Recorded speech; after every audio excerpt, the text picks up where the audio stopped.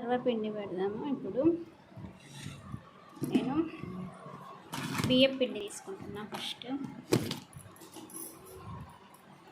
బియ్యం పిండి,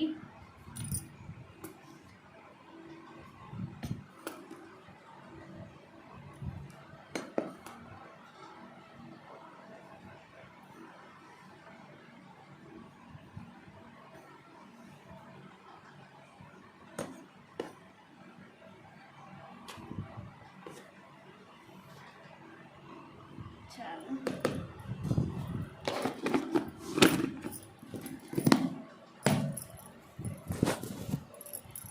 తర్వాత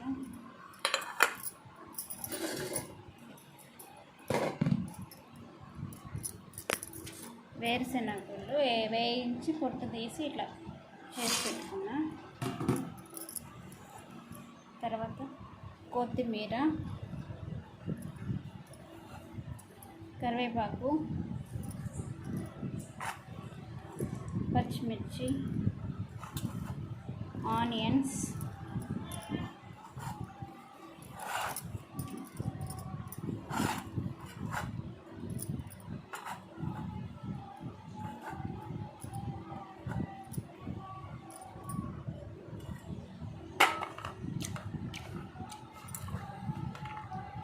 తర్వాత పప్పు, శనగపప్పు,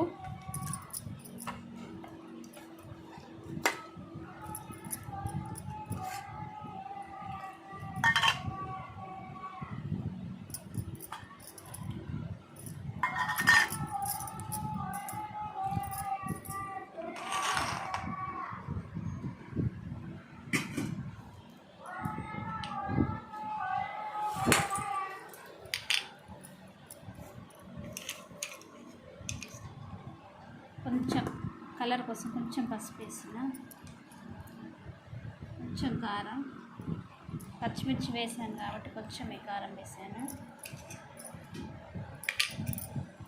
తర్వాత నా దగ్గర ధనియాలు లేవు, అందుకే కొంచెం ధనియాల పొడి వేసుకుంటున్నా. ఉప్పు,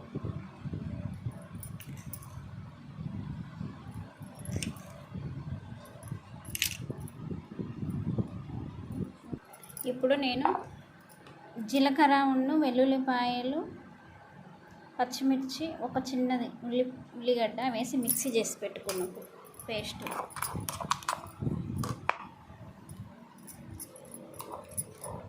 చాలు. ఇప్పుడు వాటర్ పోసి తడుపుకుందాం. ఇప్పుడు వాటర్ పోసుకొని తడుపుకుంటున్నా.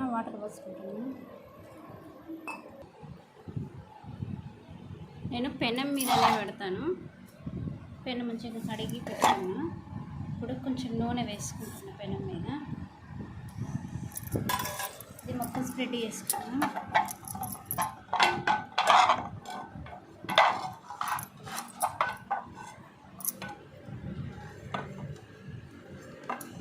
స్ప్రెడ్ చేసిన. ఇప్పుడు కొంచెం పిండి తీసుకుంటున్నా. ఈ సైజులో పిండి తీసుకున్నా. ఇదంతా స్ప్రెడ్ చేయాలి. నేను కొంచెం పలుచగానే పెడతాను, మందంగా పెడితే పిండి ఉంటుందని పలుచగానే పెడతా. చూపిస్తా. ఇలా అయితే రెండింటికి పెట్టుకున్నాను, దీనికి. ఇప్పుడు గ్యాస్ అంటిద్దాం.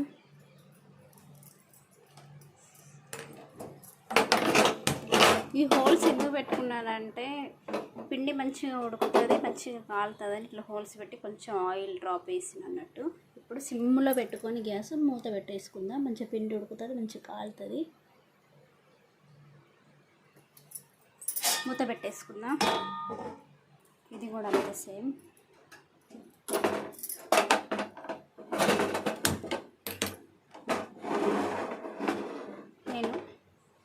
నేనైతే ఇలాగే చేస్తాను.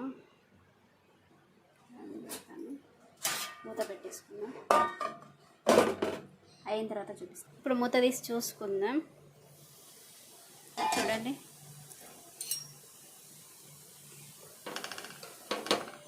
ఇప్పుడు ఇది మనం ఒకసారి రివర్స్ వేసుకుందాం.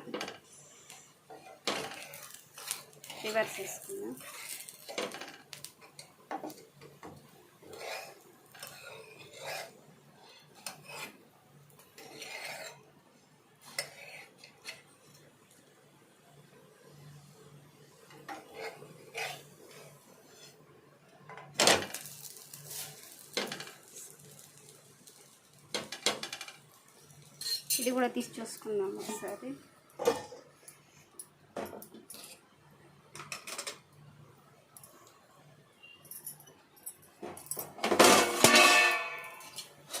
చూడండి మనం ఎలా కావాలంటే అలా. దీనిపైన కొంచెం నువ్వులు చల్లుకుంటే కూడా బాగుంటుంది. నా దగ్గర నువ్వులు లేవు, అందుకే నా దగ్గర ఉన్నవే వేసి చూపించాను. నా దగ్గర లేవు నువ్వులు.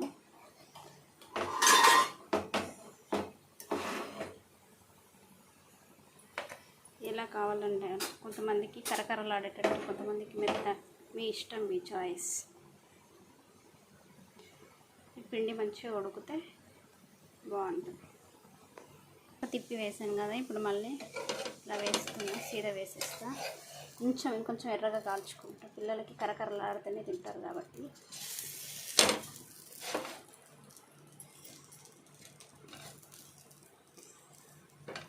ఇంతే, ఈజీ.